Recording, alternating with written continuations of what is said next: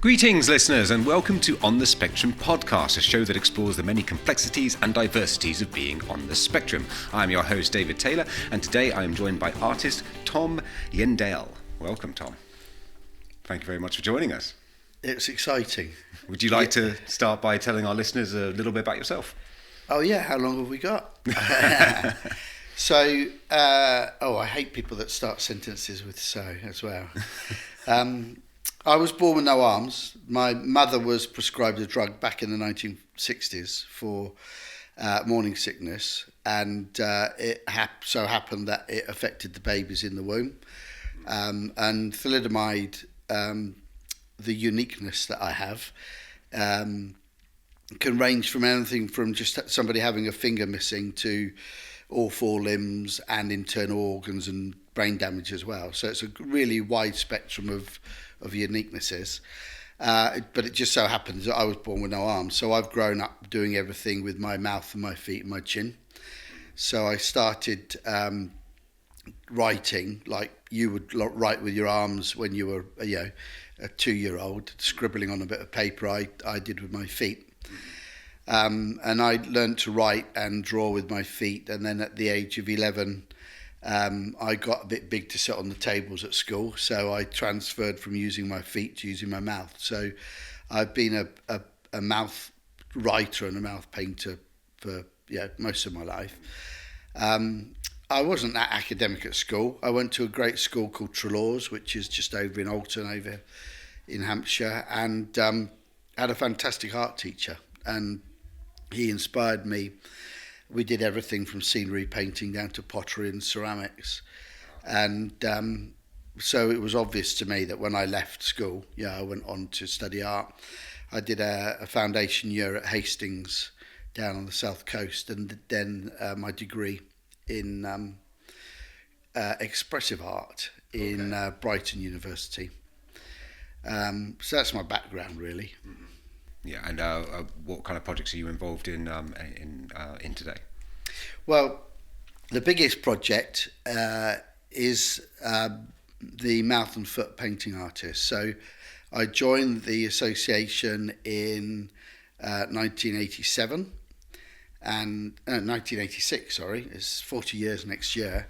And the Mouth and Foot Painting Association is a worldwide cooperative social enterprise company for people who paint with their mouths and their feet. We have at the moment 720 artists in 71 countries around the world, and they all sit in their homes or their studios, paint fantastic images, which are then given to our publishers around the world, and the publishers then publish those images on cards and calendars and wrapping paper. And that gets sold out to the public, and the money that comes back in then pays the wages of all the artists around the world. I see. Okay. So we're a big organisation. Sure. We have 40 publishing houses. Next year is our 70th anniversary, and we're very excited about that because since the first time since 1987.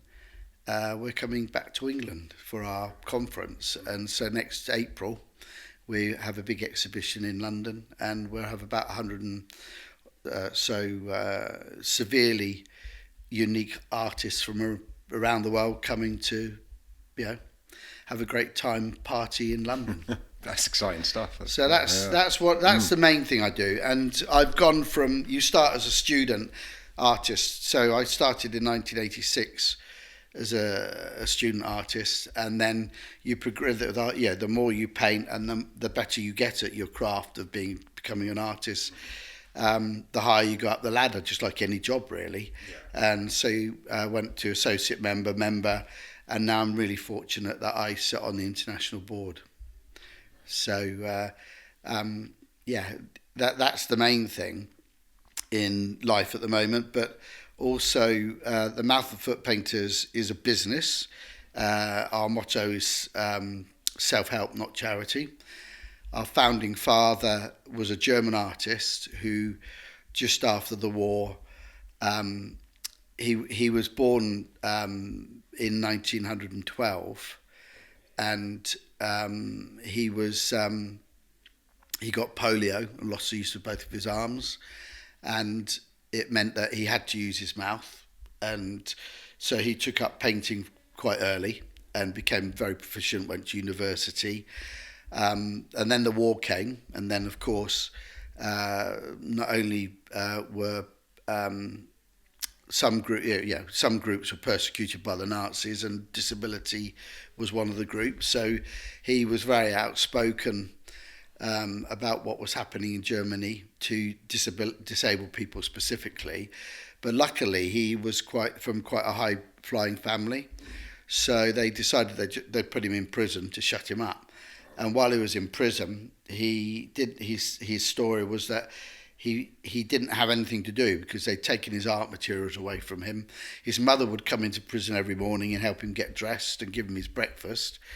But the thing he did have a lot of was time, and he sat on his bunk bed thinking about life, and realised that he wouldn't be the only person out in the world that painted with their mouths and their mouths to start with. So when the war finished, he started looking for other artists that painted by mouth, and then he realised that there were other people that painted by foot as well, and he found the first 17 artists in 1956, and he drew them together and said, "Look, I want to start up a company." He was very adamant that the company should be a company and not rely on charity, and that came from a moment in time when he was outside Cologne Cathedral painting, and he used to stand at his easel painting with his mouth, with an old painting shirt on, an old trilby hat, and he used to tell the story about how hot the day got, hotter and hotter. So eventually he bent over and he dropped his hat on the floor, and then he carried on painting with his mouth. And after a couple of minutes, he was suddenly realising that people were putting money in his hat. And he felt this was totally wrong. He felt that, all his paintings were just as good as any of his counterparts from university. They didn't have to rely on charity, so why should he? So that's where his thought about, Adamant being a company.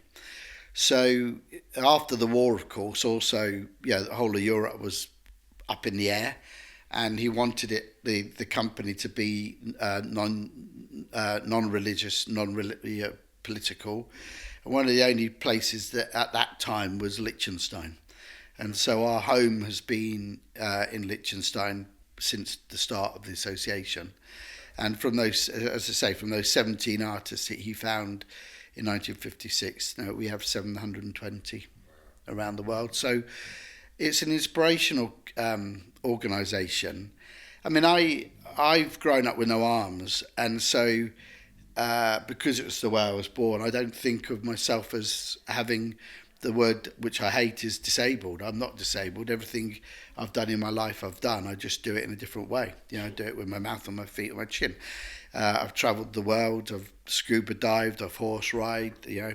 I've drive a car. I have a family. I do everything that the average Joe would do. So, whereas a lot of our artists are people that have come to their uniqueness later on in life. And so it might young people like you that drive their car into a tree, or they dive into too shallow water, or injure their neck playing rugby. Those are the types of artists that we inspire. So they come out of hospital, and it is absolutely devastating, breaking your neck. If you go from being completely able-bodied to somebody who can really only move their head up and down and left or right, it's a very dark time of life. But our artists, time and time again, have shown that it's not that bad.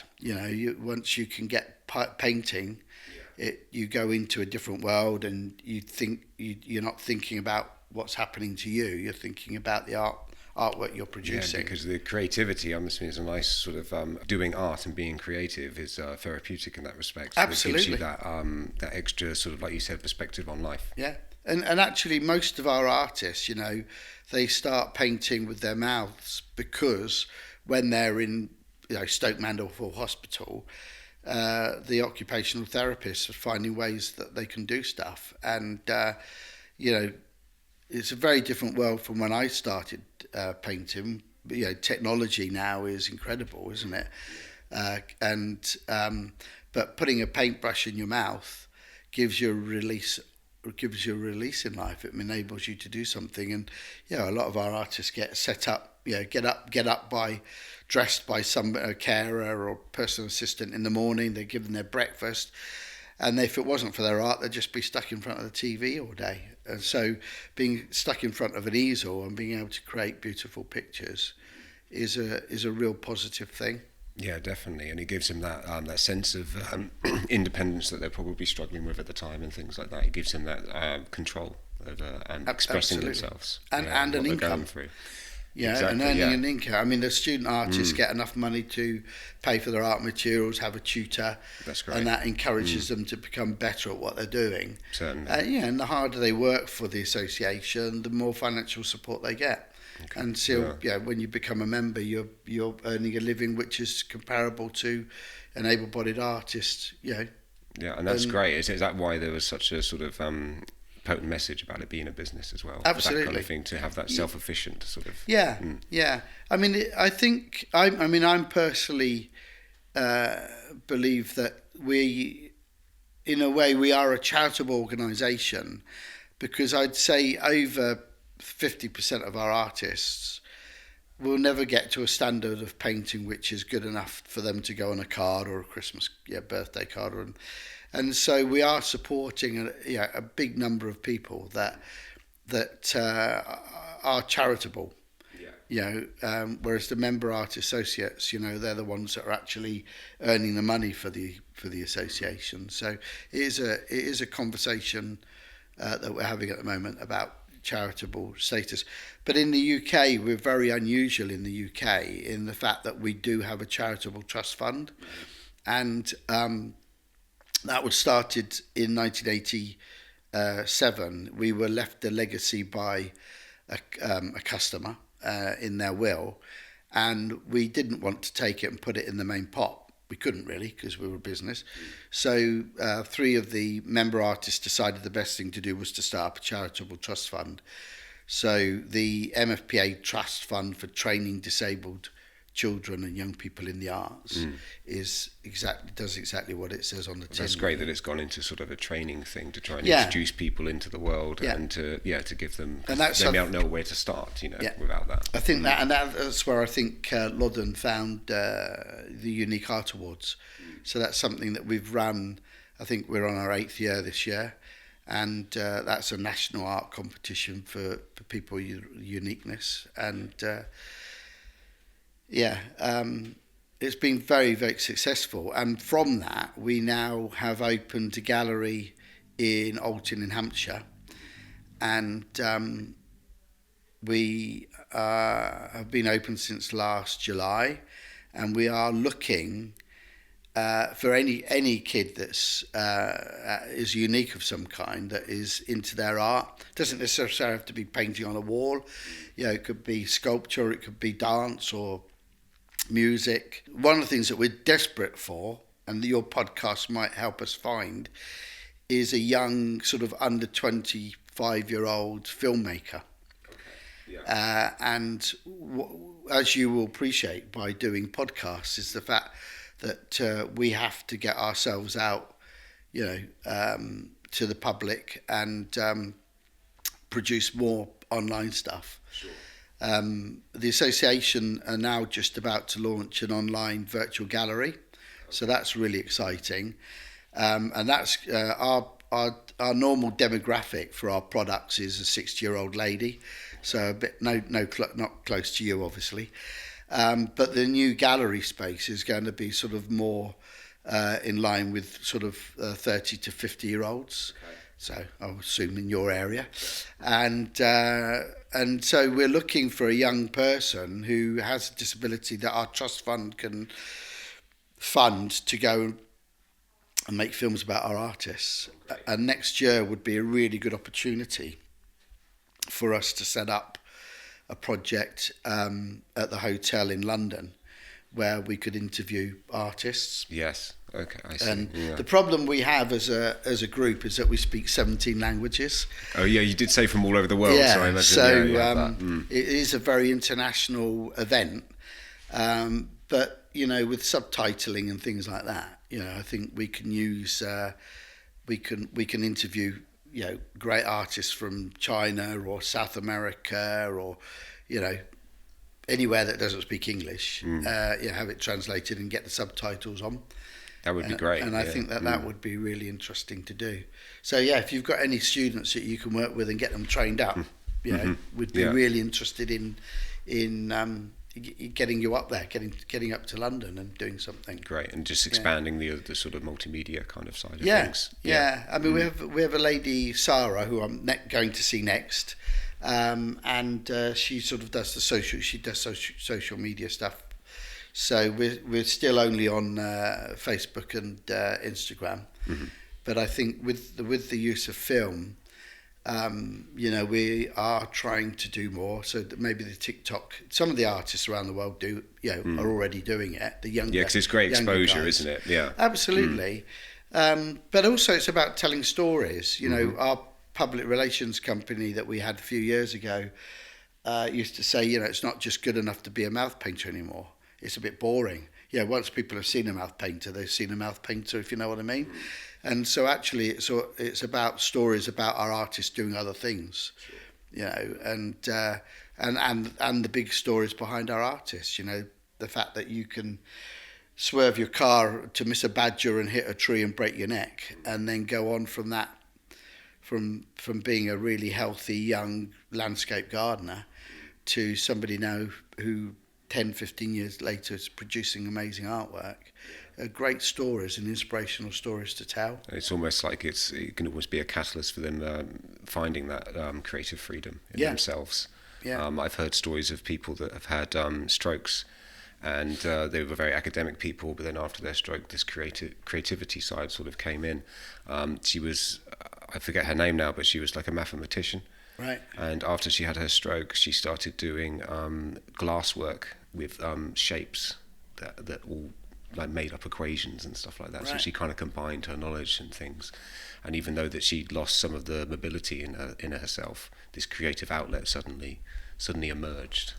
From her mind. Yeah, I mean, I'm a real believer that we all have a creative talent of some kind. It it has to be art. It could be dance or music or poetry or and I think and a lot of people don't really find it until they retire. Sure, the amount of people that find art, and go to the local art class and suddenly realise, wow, why didn't I do this years ago? And I mean, the other thing about neurodiversity and being on the spectrum it has been a real eye-opener for me. Up until the Unique Art Awards, I grew up in a society of physically disabled people, and really didn't. I went to Trelaw School and didn't really come across other types of disability. And then we got our first guy. The first year we did the Unique Art Awards. We had a young man called, I think it was Darren. He won our top award, and I wrote to him and his mother to say, congratulations, you're one of our top finalists, and we'd love for you to come to our gala dinner and be presented with your award. And I got a message right back from the mother saying, "Oh, this is something that Darren wouldn't want to do. He would feel uncomfortable." So I contacted his school in London, I think it was Islington, and spoke to the headmaster and said, "Look, I can't tell you what he's won, but it definitely benefits you, the school, if he comes along to the..." So he convinced the mother that if he went, the headmaster, he would go with the mum and Darren, and they came. And Darren, with this 6'2", very smart, very, very unsure person, and I'm not. I'm completely the opposite. I'm short, fat, and very, very out there. And he came in this beautiful white three-piece suit. He didn't make eye contact at all. He sat at his dinner table, and he came up and he won the award for this amazing painting he'd done. That year the topic was transport, and he'd done this amazing picture of London transport, and it was just incredible, the detail in it. And he came up for his award, and presented with this framed certificate, and he held it up in front of his face, and we had the photographer there, and the photographer saying, "No, Darren, put your award down so we can see you." So he put it down, and he sort of was looking down at the floor, and the photographer said, "No, look up, Darren." So Darren looked up, was very unsure, not very happy. And I shouted from the side, I shouted, "Darren, smile!" And he went, with this really fake smile. But after the event, the next day, I get an email from the headmaster saying that on their way home, Darren's mum was in tears. And it always makes me emotional, because she was saying it was the first thing in her son's life that had been positive, and something that he had done himself that had completely was different to anything that he'd had before. It was the fact that he'd won an award and he'd been recognised for doing something. She said that people just looked at them, and when he walked around Sainsbury's, when he was shouting out and making kerfuffle, and that was the first time that I came across a kid with neurodiversity, and then we had Lettuce, a young lady called Lettuce, and she's an incredible artist. She's down in Somerset with her family, and she sent in an application for the awards a few years ago, and it was a picture of a ram's head, and it was charcoal drawing, and she'd sent it in the category of digital art. And so I rang up the family, and Lettuce didn't speak on the phone, but in the background I could hear her talking to her dad and saying, "No, it's done on my iPad. I did it on my iPad." And it was such an incredibly brilliant painting or drawing, and she said, so we said, we'd like you to come up to London and come and receive your award. And I think father contacted us and said, "Well, I'm really sorry, but we live a long way from London and we just can't afford to travel." And I said, "Well, no, you're not getting out of it that easy. We'll pay for your train and we'll pay for your accommodation. You've got to come," knowing that she'd won the top award. And she came up, and she's a lovely young lady, and I said to her at the end of the evening, she'd received her award, and she was home-taught, homeschooled, didn't want to go to college. She was very frightened about the fact of big crowds of people. Sure. She just didn't want to do it. And I said to the mum on that evening, if there's anything that we can do to support Lettuce artistically, then we'd really be up for it. And about 6 months later, mum rang up and said, Lettuce has been looking on courses. She's found a course at the Royal College of Art, which only takes 10 people in the summer for a week. And it's a graphic illustration course. And so our trust fund paid for her and her mum to have a Airbnb in Covent Garden. And she did this course. And her mum came back and said it's life-changing, because she then decided to go to college, do a course at college, and now she has a stand at the local farmers market doing pet portraits.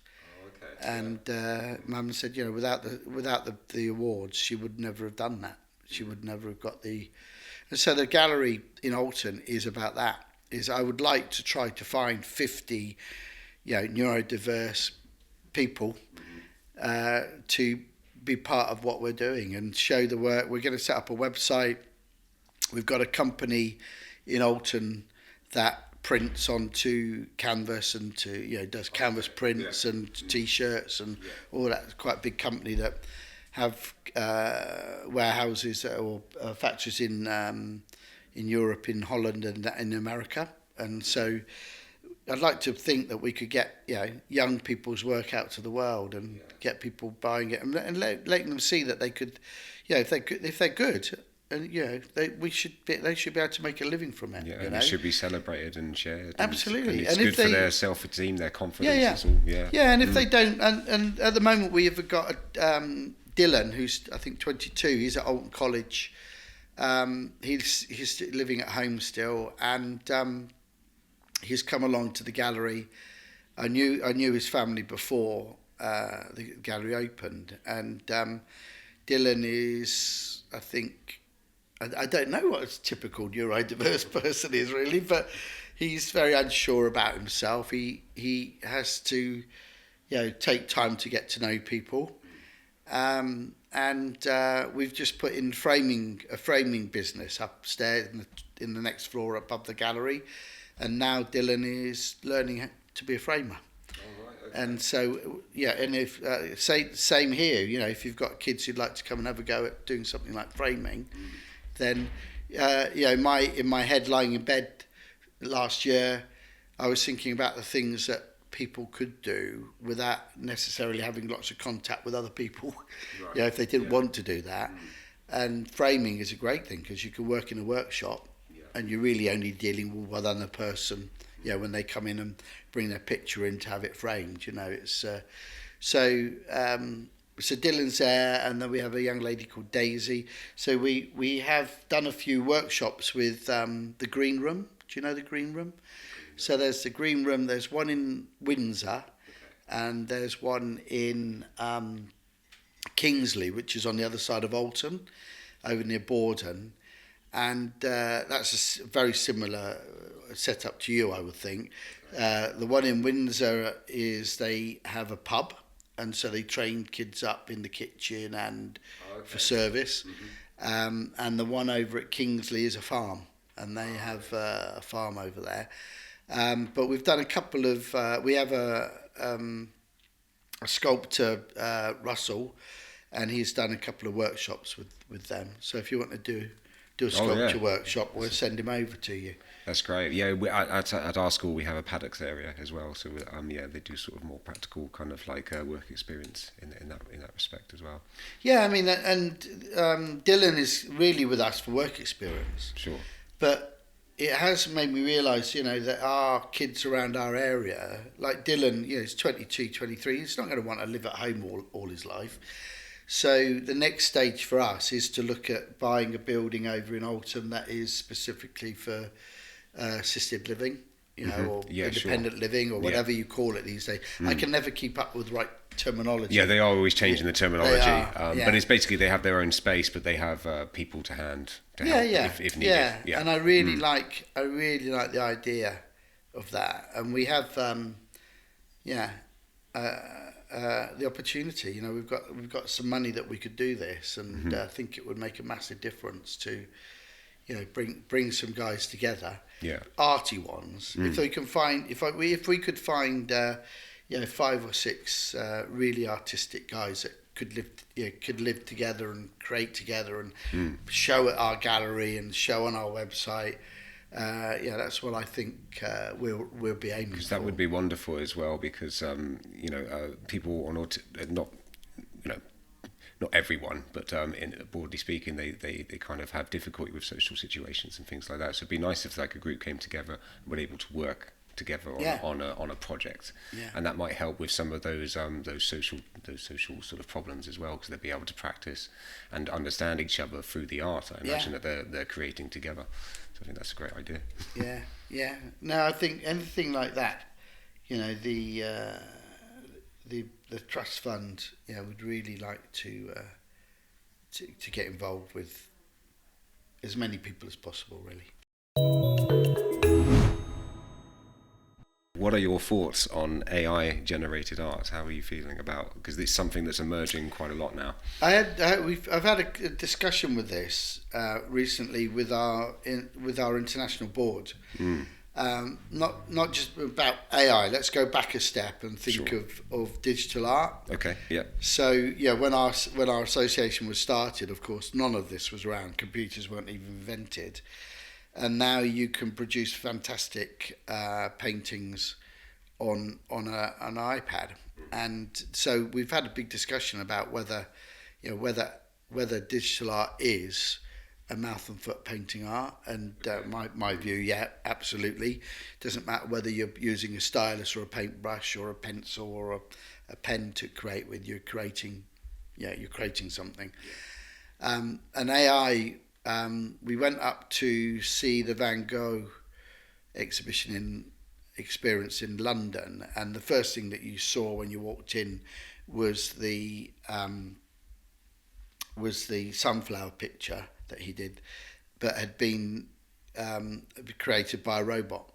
Okay. And it was perfect, really. I mean, you couldn't really see it. They had the copy of the original, and they had this one done by the robot, and there was absolutely no difference between them. The thing that they don't have is hearts. And, art is... most of my paintings that I produce, I start with a white canvas and have no idea what I'm going to do. Okay, so and you're going on a journey then. Literally I put some paint on a canvas and start, and then it grows from there. And for, just to say to an AI robot, right, create a piece of art, he's got to look at all the other things that are in his head to be able to create something. Sure. Whereas my head is empty, to start with, and I start creating. So I don't think that. They're obviously going to be creating art, and they're doing stuff now that is mind blowing. I put a photograph of my parents on their wedding day in 1949 into black and white into one of these online companies that manipulate them, and it says you can bring them to life, kind of thing. It said you can. It was only like 3 or 4 things. Like you can have them look at each other. You can have them turn and face each other. You can have them turn and face each other and give each other a cuddle. And that to me, and it did it. They turned each other. They put their arms around each other. They gave each other a kiss. And to me, that's mind blowing. As an era of people that grew up with not really computers. I mean, we had the first computers at Trelaws when I was there, but I didn't do computing, so I'm not a technical person by any means. But using an iPad and things like that, I haven't got that far yet. Right. I think that splashing paint around, also. With AI, that a lot of my artwork has stuff on it that isn't determined by me. Okay. It's determined by the temperature in the room, or if there's a breeze, or if my floors at a slight angle, or it's sure, not. So components that can't really be replicated in a machine's mind. So like if you throw paint across a canvas, that splatter isn't determined by you.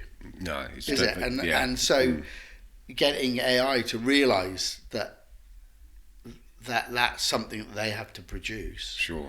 I think I think it's interesting. I think AI is interesting, but art, you've got to have a heart to paint. I think I'm in a similar belief as you. I think that it should be called AI image creator or something like that, rather than the word art, because I feel like art comes from a person. Yeah. Personally, so I think I'm on the same bit. I'm fascinated by it, and I do think that it's interesting, and I also think that it's a great catalyst for people to be inspired. I think that's something that you could use it for.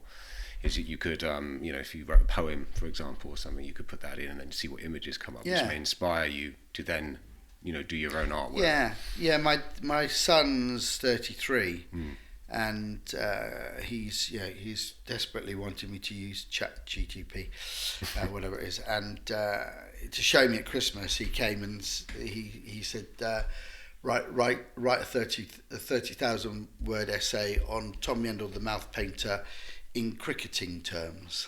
Oh right, okay. And not that I have an interest in cricket, but it was amazing that the fact that within 20 seconds it had got stuff that I'd even forgot about. Sure. It it had gone right back, and picked photos of which I didn't even know were there. So Oh, really? it's amazing, really. Yeah. But I mean, that painting up on the wall over there, I can't see AI producing anything like that. Yeah. No, exactly. Because I think that's got heart, definitely. This is why I think creativity is so important for everyone's well-being, not just people that are on the spectrum. I think for them, they get like an extra sort of thing out of it because it gives them the confidence of, I know how to do this, or this is my thing, this is my jam, I can do this. Yeah. And it and I think that's why that's that transition. I know myself when I was quite a shy child, but as soon as I discovered drama, I could go on stage and act as somebody else and do wild things that I didn't have the confidence to do with my friendship group. So I always think that creativity and art and expression, and a lot of the times music, especially with people on the spectrum, I find that music is a big sort of influence in their mood as well, that it's just a great catalyst for self-expression. Well, I did, a third of my expressive arts degree was theatre. Right. And when I was at Trelaws at the age of 10, I was I was Oliver. Oh, yeah. And then a few years later, I was Joseph. So I've always had an interest, and I think that creates a good communicator as well. And in fact, the Green Room was started by two friends that were actors. Okay. Joe Sparks and all I know as his horse, but Joe he ran a company called Pixel. Okay. And have a look at Pixel because their education group. They're quite interesting, but I mean, Joe now is a trustee for a charity that I was involved with. Well, I'm involved with in Ghana. Okay. And so I've been going to Ghana for 18 years. Yes, we saw that on your website. I was going to say that must be quite an interesting venture. It is because disability and uniqueness over there is seen very differently than it is over here. I founded a college in Ghana, 11 years old now, and we've just started to take our first deaf students. Oh, okay. And that's really exciting because that's really changed the makeup of our college. Okay. Bringing unique people in, changes things, and changes things mainly for the good, I think. Yeah. Do you think that your message is getting out there to them? Oh yeah. Yeah. And I think the government will stand up, set up, and take note soon. When we get a few more unique people, we've done arts. We've done an arts workshop every summer for the last 3 years at the college over there, and that's been mainly for kids with deaf kids because we work with the National School for the Deaf, but also kids that we have a school for kids with physical disabilities. Yeah. But autism and neurodiversity now in Ghana is really coming on. Okay. And there's an English, I think they're an English couple with Ghanaian roots that had an autistic son or have an autistic son, and they've started a project in Accra. So that's quite exciting as well because I think that it's one of the groups that are missing out at the moment with education over there. I think being unique is a very personal thing if you want to survive life. Right. And whether it's in work, employment, or whether it's in family or whatever, if you've got a really good, strong, if you're a really good, strong person, I think that you'll really survive well. Yeah. But also I think family plays a big part. I had a really strong family. My brother's 13 years older than me, so there's a big difference. And then I have 3 sisters, and I'm the youngest. And I was just treated like one of the family. My fact that I didn't have any arms didn't really come into it. And in fact, my brother always tells a story that he and my older sister went to the cinema in the old days.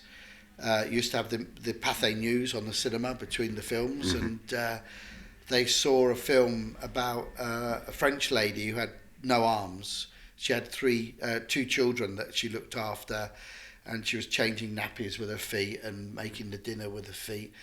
And the following week, my mother had said that she had to tell my siblings that I'd been born without any arms. And my brother said, so what? Well, last week we saw a lady looking after two children and she didn't have the arms. Yeah. And that was his attitude right from a very early age, was that, I didn't get away with anything, Why isn't Tom doing that as well? Was very often said by my siblings. Yeah. And it's fair enough to have someone fighting for your independence or something, because some people do, like you say, do too much for people sometimes under the assumption that they can't do Absolutely. it themselves. I've just been to the annual general meeting of the Thalidomide Society, and there were a number of beneficiaries there that have the same abilities as me, and they're living at home with their parents still, and mum feeds them, and obviously gets them dressed in the morning, and you just think, you don't need that. Just because you haven't got arms, you can have an independent life. Yeah. I mean, I get up every morning, I shower myself, I get dressed, I can pack a bag, I can go to the airport, I can get on a plane to Ghana, have a month in Ghana on my own. Yeah. I don't need anybody, but you don't know you don't need anybody unless you try to be independent yourself. Sure, yeah, something that's got to come from the person. Absolutely, got to come from the person. Yeah, I mean, if you've got a mum who's happy to look after you, then you're never going to get anywhere in life, are you? Sure. If you rely on other people to do it. Yeah, I mean, my dad was a Royal Marine, and my mother was a nurse. He came out of the Royal Marines, and he was a baker. He was always an extremely proud person. He was very loving. He was very give people his last penny. Really, he was a lovely guy, and I see a lot of myself in my parents, and I think if you have the people around you to push you, and just to keep pushing, keep doing a bit more, and try something different. Yeah, I mean, my motto is in life, try everything. I wanted my biography to be called In Life, Try Everything. But my wife said it sounded as though I took drugs and things, so she wouldn't let me. So my biography was called Here for a Purpose, which I also believe is we're all here for something. Yeah, certainly. Yeah. And if I can inspire other people to get off their arses and actually do something in their lives, I think that's my purpose, really. Yeah, people do get stuck in their security system sometimes. They get stuck in things that they know, and as a result of that, happiness seems to slide out the window. I find when people are stuck in the same kind of rut. For lack of a better rut. And I think sometimes they just need a little push. And I think trying things that are different is scary. It's unknown, and I think that's why they don't want to go there, because they're like, oh, it's a potential at the moment, and I'd like to keep it that way. But as you're saying though, sometimes you've got to take that jump, because otherwise it is just a dream and it never becomes something that actually manifests. I think the more we understand the human brain, the more we will realise that there are people out there that want something new to do tomorrow. And they're the others that are quite happy with just staying the way that we are. And sure. And I'm definitely up for anything new, skydiving. That's amazing. Skydiving, Never done that. But no, I'd love to have a go. Yeah.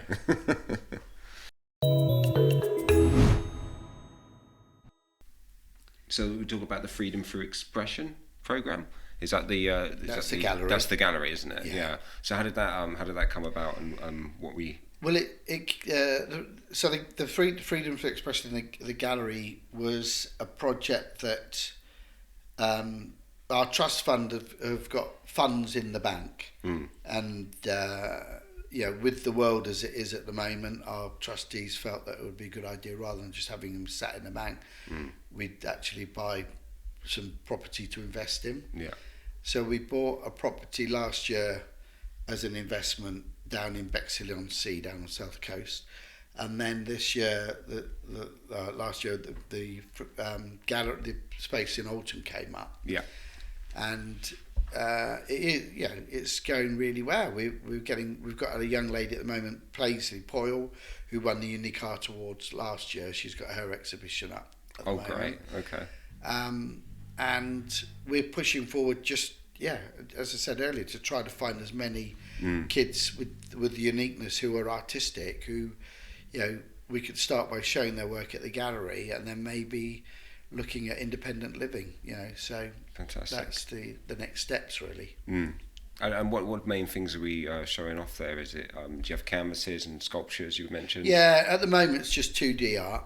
Okay. Yeah. No. Well, actually, that's not true. We've got a little glass cabinet that we've got a leather worker at the moment, but they're not people with neurodiversity. They're just local artists. Oh, sure. Okay. So we're trying to link. We're trying to have a good cross section of local artists and kids and young people with autism and other disabilities. We have Trelaws, of course, which is a big school for the disabled in Alton, and they've been showing their work in the green room, been involved. We've got Daisy, who does crocheting. Okay. And so she's been having she had some of her stuff in.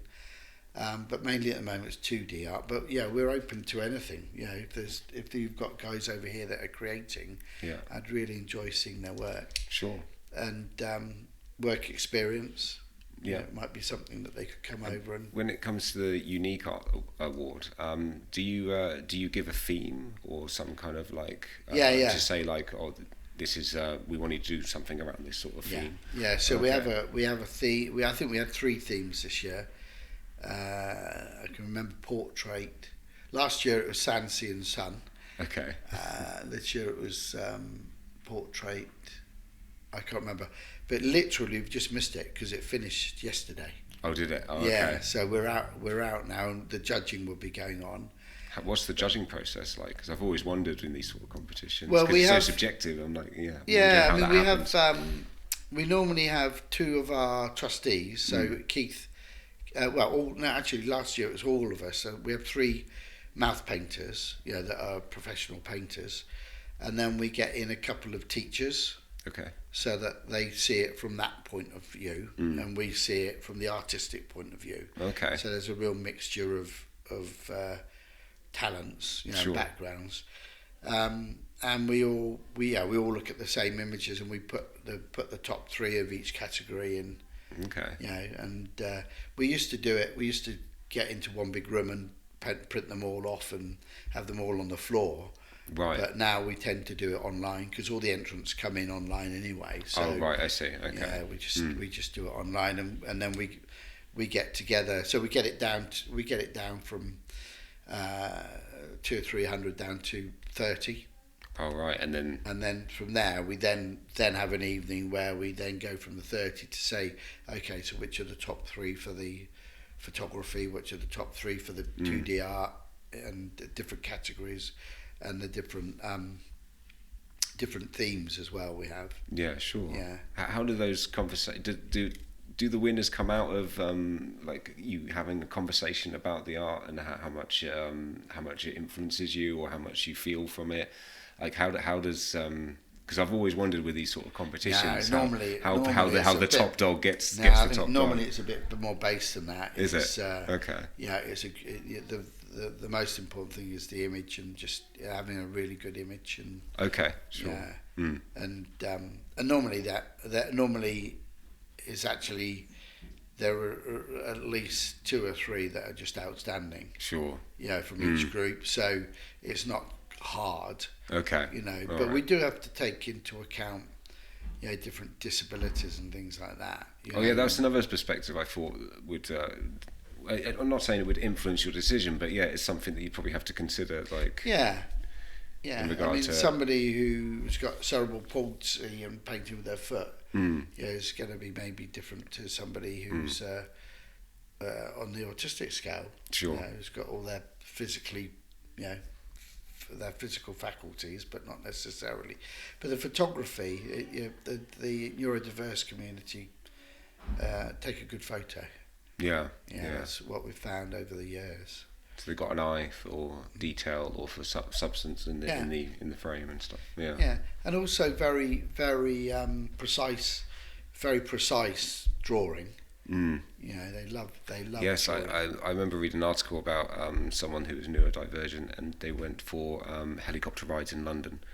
And when they came back, just drew it. I forget his name now, but I remember. He's famous. I mean, he sells his paintings for thousands. Yeah, and I just thought it was amazing, the detail that was there. Oh yeah. I mean, the Houses of Parliament. Every window and every pane. It was amazing. Yeah, it's quite extraordinary. Yeah, I think it's inspiring. That people find maybe communication hard, but they can produce amazing drawings and images. No, certainly, And sometimes having it's an outlet. Yes, it's an outlet, definitely. And having restrictions in life sometimes makes you more creative, I find, because you have to be creative in order to do what you want to do. At the end of the day, certainly. Are we happy? Is there anything else would you like to plug? No, just like people to remember about the gallery.